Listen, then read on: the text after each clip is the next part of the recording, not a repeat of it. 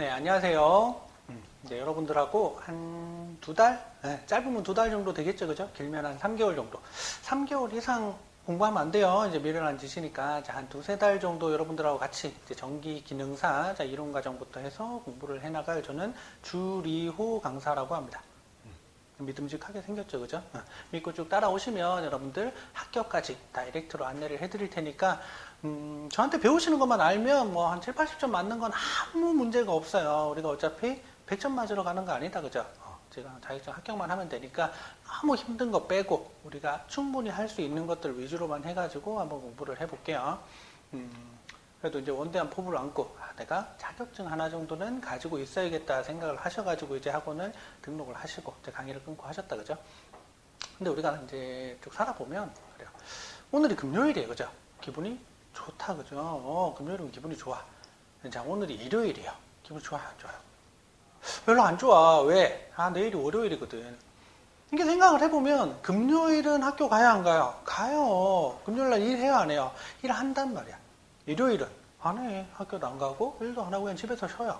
근데 기분이 어때? 금요일은 기분이 좋아. 근데 월요일은 기분이 안 좋아. 왜 그런 거야? 왜 그런 거야? 사람이 보면 현실을 사는 게 아니에요. 현재를 사는 게 아니라 항상 어떻게 미래를 보면서 살기 때문에 그런 거야. 우리는 막 내일을 생각하는 거야. 내일은 오늘은 조금 힘들어도 내일 빵꾸 웃을 수 있으면 기분이 좋아. 오늘을 견뎌낸단 말이야. 근데 오늘 좀 편한 것 같은데 내일부터 이제 죽었어. 그러면 오늘도 편안히 못 쉬어요. 기분이 별로 안 좋아. 뭐를 보고 산다? 미래를 보고 사는 거야. 우리가 공부를 해요, 그죠? 하기 싫어. 근데 어떻게? 자격증 땄을 때의 그 기쁨, 그걸 보고 가는 거야. 얼마나? 2-3개월. 쌤 하루가 아니잖아요. 아니야. 한 2-3개월은 우리가 노력을 해야 돼요. 여러분들이 해보시다 보면 중간중간에 지칠 때 있어요. 괜찮아. 그때는 어떻게? 오늘 금요일이다 생각하는 거야.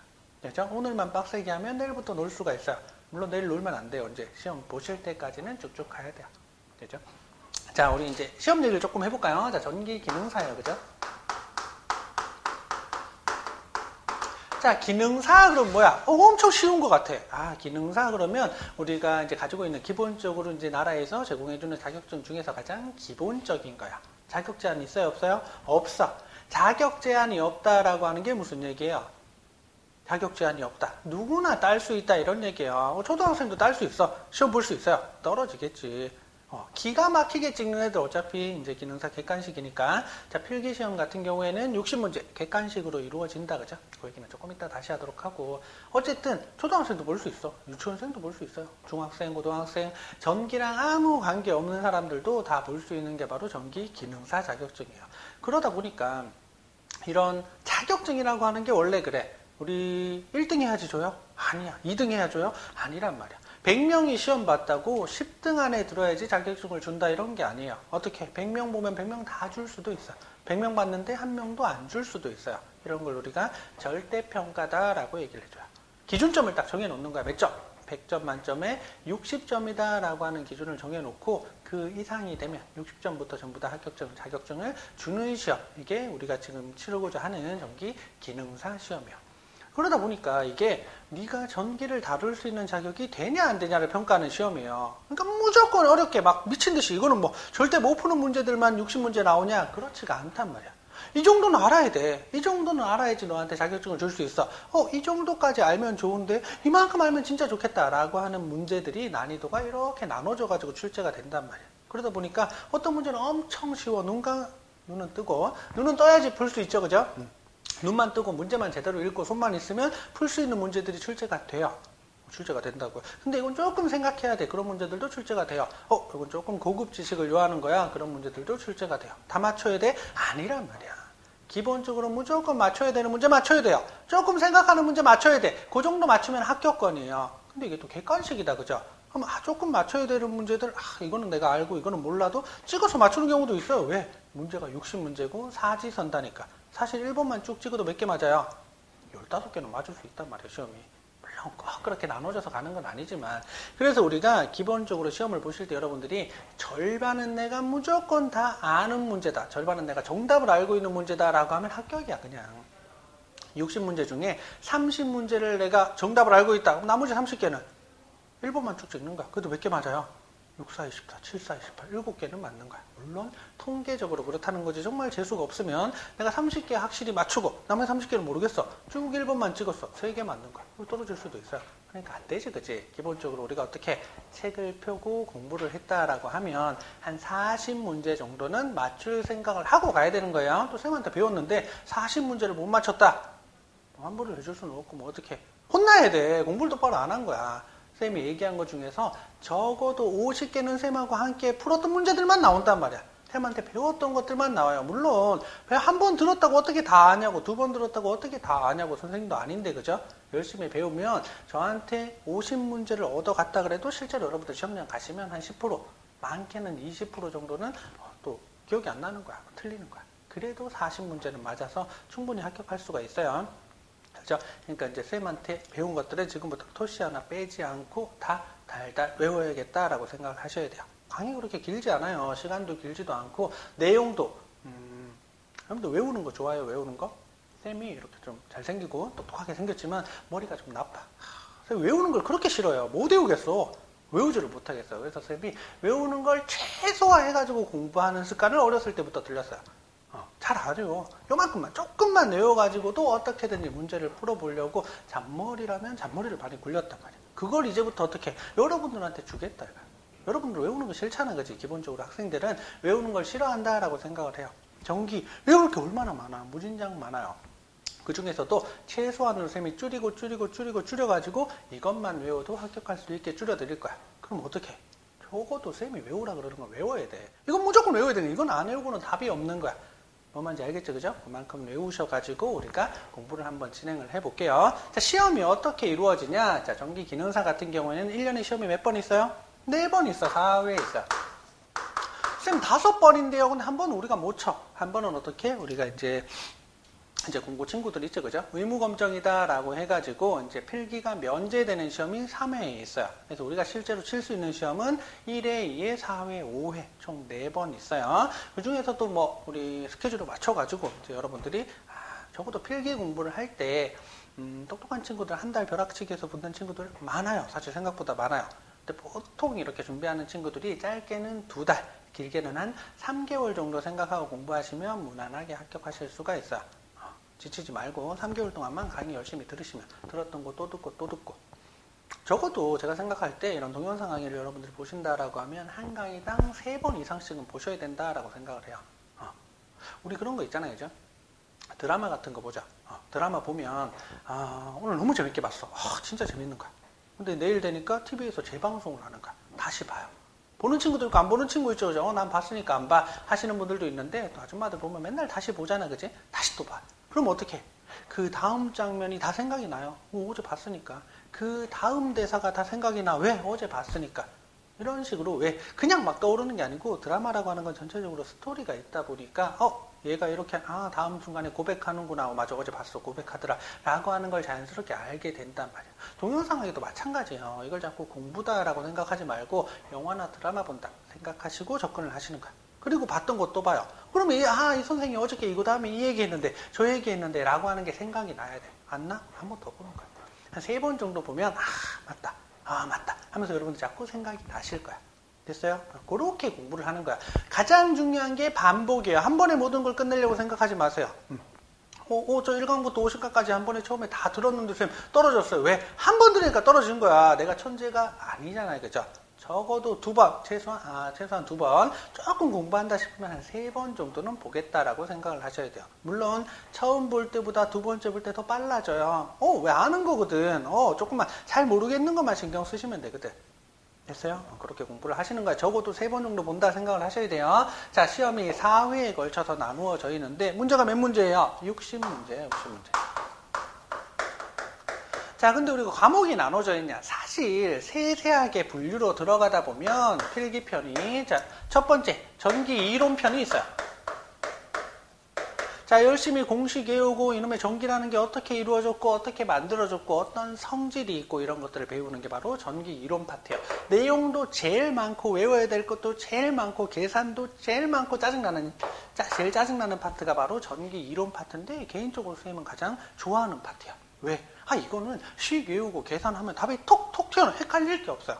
알면 그냥 맞추는 거야. 여기는 공부를 하면 총 20문제 나와요. 20문제 중에서 20문제 다 맞출 수도 있고 최소한 18개는 여기서 맞추고 갈 수 있는 게 바로 전기 이론 파트예요.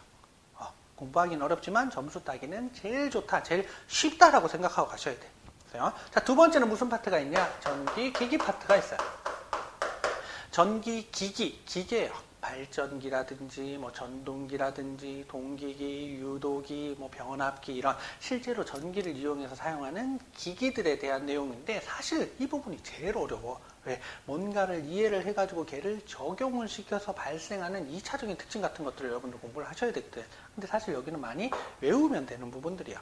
비슷한 문제들, 똑같은 문제들이 계속 연속해서 출제가 된단 말이야. 외우면 적어도 반 이상은 그냥 깔고 갈 수 있는 부분이 바로 전기 기기 파트예요. 됐어요? 여러분들 공부하실 때 가장 초점을 맞추셔야 되는 게 사실 전기 이론편이에요. 공식 외우고 어떻게 되고. 근데 이거는 조건만 탁탁 나오면 답이 바로 톡톡 튀어나오거든. 그리고 전기 기기 파트는 이제 전기 이론을 응용하는 파트구나라고 해서 각각의 기기들의 특징들을 여러분들 좀 외우고 공부를 해주셔야 된다. 좀 암기가 많이 들어간다라고 하는 게 전기 기기 파트. 마지막으로 우리 전기 설비 파트 있죠, 그죠? 전기 설비 파트는 다 외우는 거예요, 다. 뭐 이해고 뭐고 할 게 없어요. 뭐 법으로 정해놓은 것들도 있고 만들어 놓은 물건들도 있고 싹 다 외우는 거예요. 100% 암기야, 암기. 이런 거 좋아하시는 분들도 있죠, 그죠? 선생님 저는 뭐 외우는 거는 자신 있어요 하시는 분들이 있는데 사실 모든 시험에서 그냥 외워가지고만 답을 찾아야 되는 부분들이 제일 어려워요. 점수 따기도 어렵고 분야도 굉장히 다양하고 어쨌든 각각이 몇 문제씩 20문제씩 출제가 돼요.